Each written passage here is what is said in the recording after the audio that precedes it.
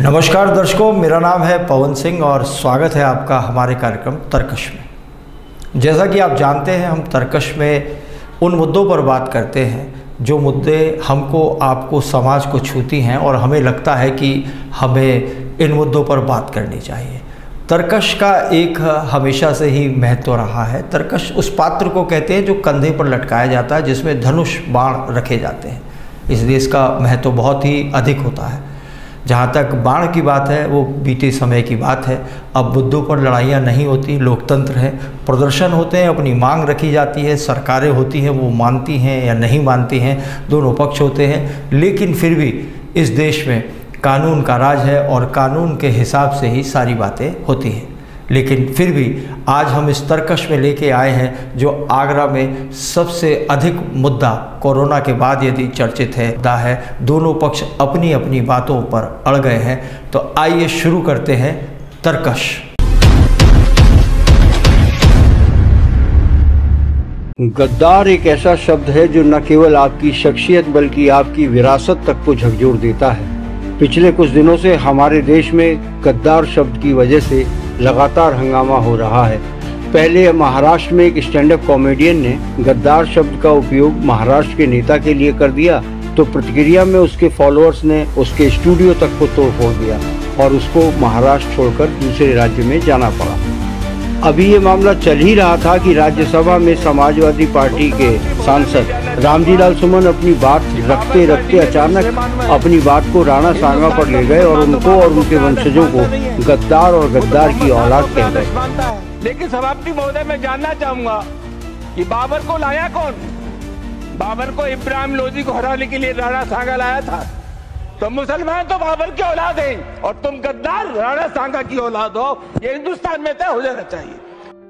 मुझे नहीं मालूम इस बात का असर समाजवादी पार्टी के नेता को मालूम है कि नहीं, लेकिन यह बात तब और गंभीर हो जाती है जब वह कहते हैं कि मैं इस पर माफी नहीं मांगूंगा।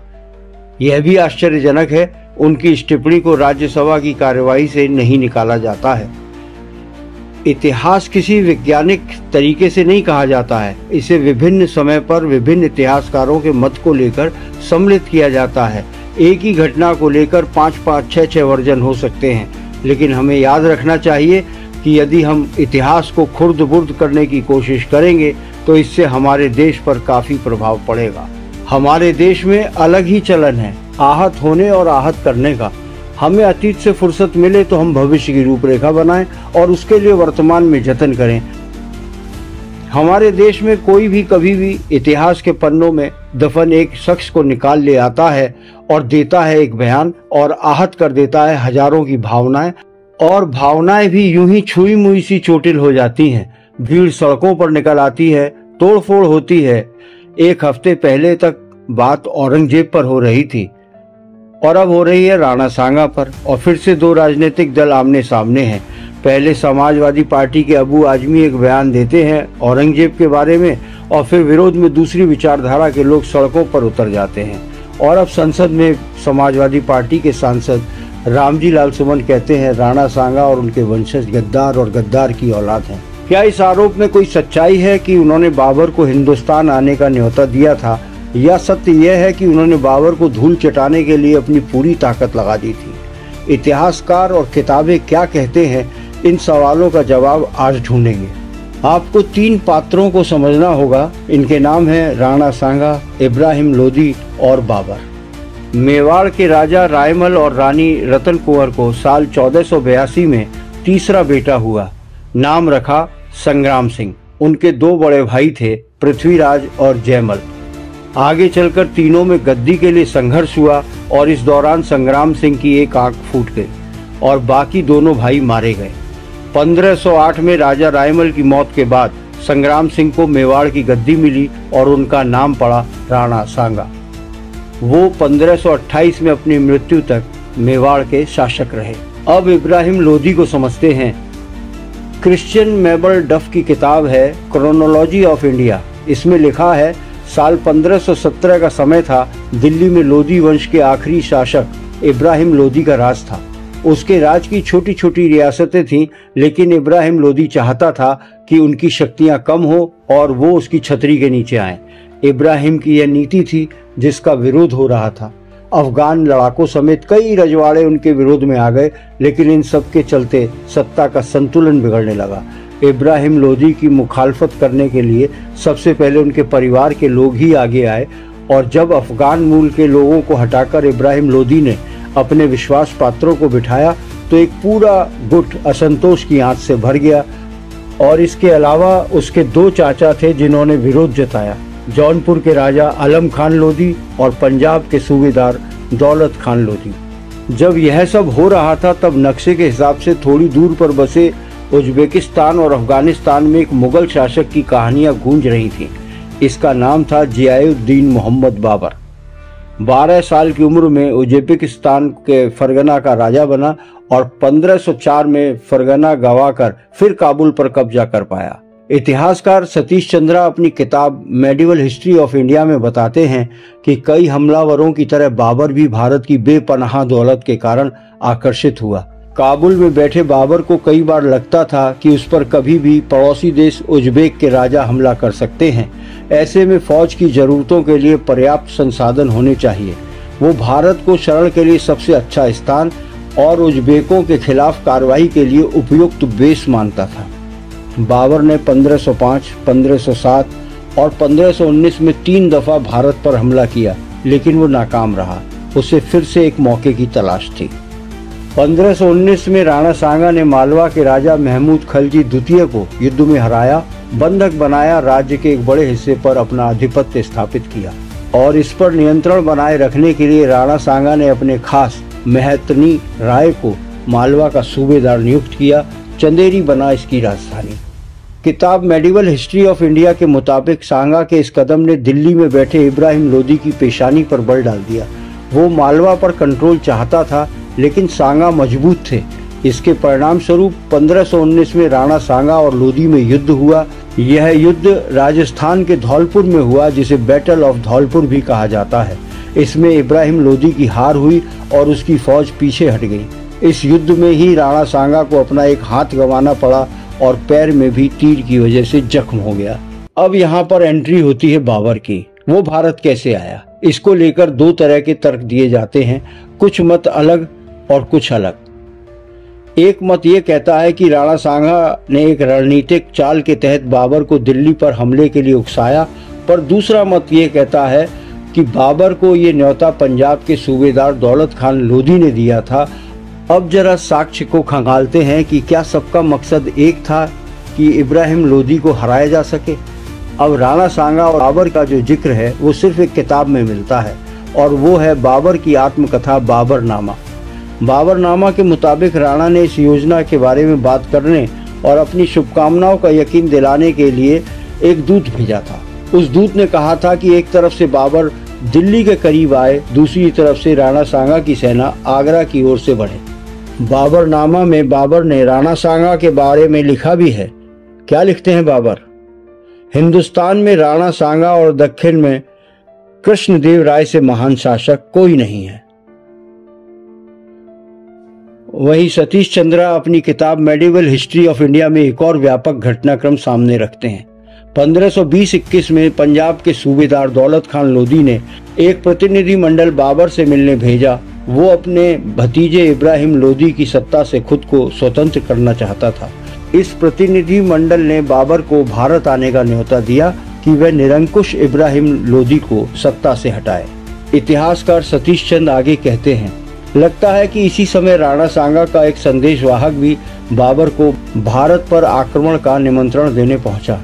इन प्रतिनिधि मंडलों ने बाबर को विश्वास दिलाया कि पूरे पंजाब की विजय का अवसर आ चुका है। इस बात को लेकर 2 अलग अलग किस्म के पक्ष हैं।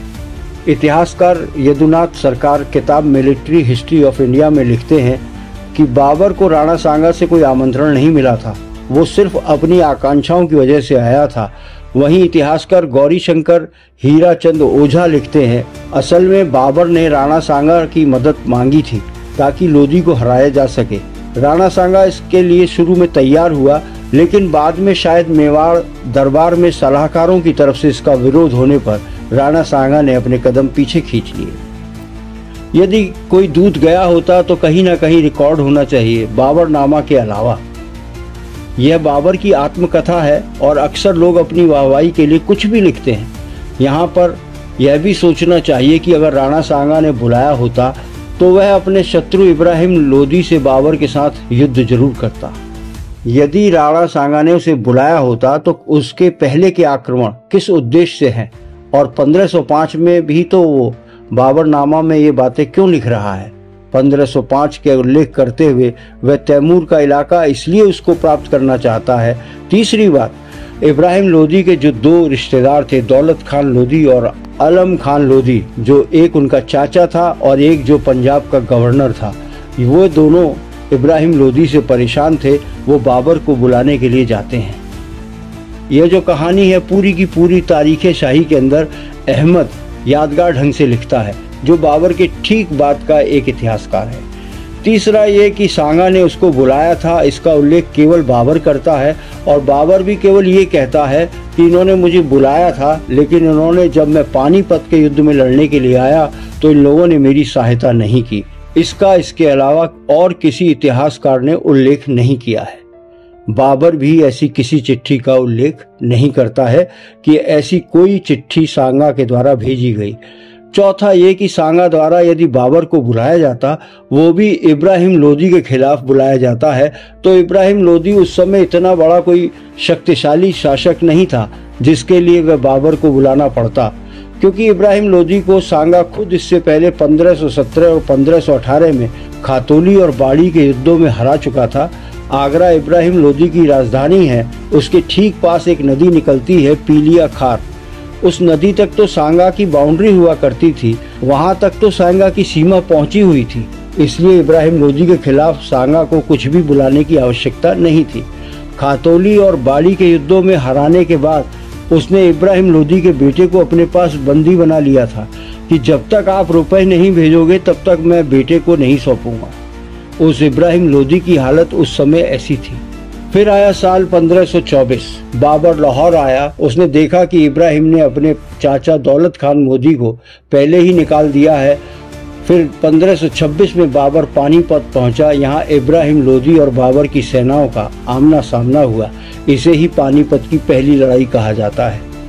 इस जंग में तो बाबर जीतता है, इब्राहिम लोदी को हरा देता है, क्योंकि इब्राहिम लोदी के खुद के जो अफगान सरदार थे वो इब्राहिम लोदी के साथ नहीं थे।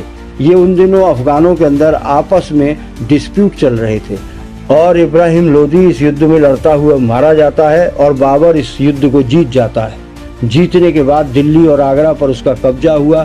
दिल्ली आगरा पर कब्जा करने के बाद उसको इतना धन मिला कि उसने वापस काबुल न जाने का फैसला कर लिया, वरना पहले उसके दिमाग में रहा होगा कि हम दिल्ली आगरा पर कब्जा करेंगे, वहां पर लूट मार करेंगे, पर उसको खूब रुपए मिलते हैं। उसका एक सेनापति जो था ख्वाजा कला, वो वापस जाने की बात करता है तो बाबर उसको फटकारता है कि तुझे वापस नहीं जाना चाहिए, लेकिन वो एक जरूर वापस चला जाता है।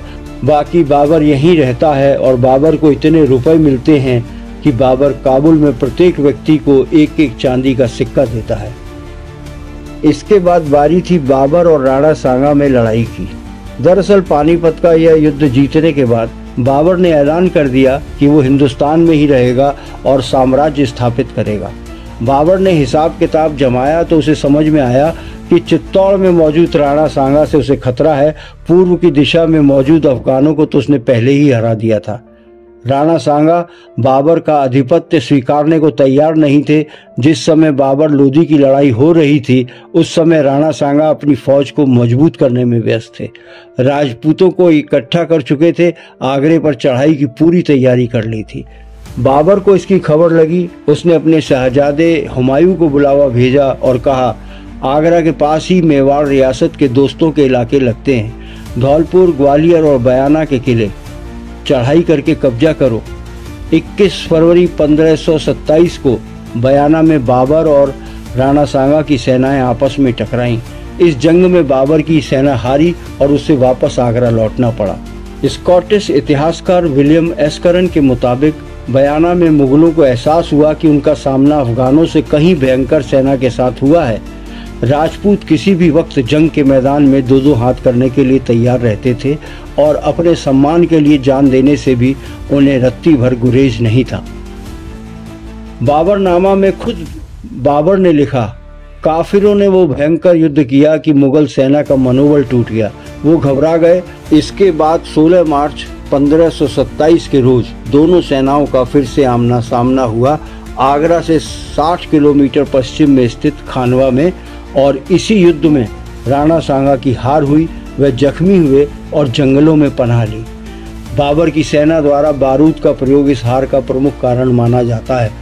राणा सांगा एक बार और जंग के लिए मैदान पर जाने की तैयारी कर रहे थे, लेकिन उनके बाकी सरदार इसके खिलाफ थे। बाबर के खिलाफ दोबारा लड़ना उन्हें खुदकुशी लग रहा था, इसलिए उनमें से किसी एक ने राणा सांगा को जहर दे दिया और 30 जनवरी 1528 को उनकी मृत्यु हो गई। ऐसे में सवाल बस एक, अगर तब की परिस्थितियों के हिसाब से दिल्ली की सल्तनत को कमजोर करने के लिए राणा सांगा ने बाबर को इस तरह की रणनीति के तहत आने को कहा ताकि वह खुद को आगरा तक पहुंचकर अपनी सियासत को मजबूत कर सके, तो इसे कैसे देखना चाहिए, कूटनीति के लेंस से या फिर जैसा सपा सांसद ने कहा, गद्दारी के लेंस से। आज हम राजतंत्र को पीछे छोड़ लोकतंत्र में हैं और हमारा लोकतंत्र भी पूरा परिपक्व लगभग 75 वर्ष का हो गया है। हम सब अपनी अपनी पसंद के व्यक्ति को वोट डालकर चुनते हैं। जो जीत जाता है वो संविधान की शपथ लेता है और हारा हुआ घर चला जाता है, विपक्ष में बैठता है। लेकिन पहले ऐसा नहीं होता था। राजा आपस में अपने राज्य की सीमा बढ़ाने और खजाने के लिए एक दूसरे की जान ले लेते थे। यहाँ तक कि राज्य के लिए अपने माँ बाप भाई बहन की हत्या करना आम बात थी। युद्ध किसी धर्म के कारण नहीं, बल्कि राज्य की भूख कराती थी, राज्य को बचाने की मजबूरी कराती थी।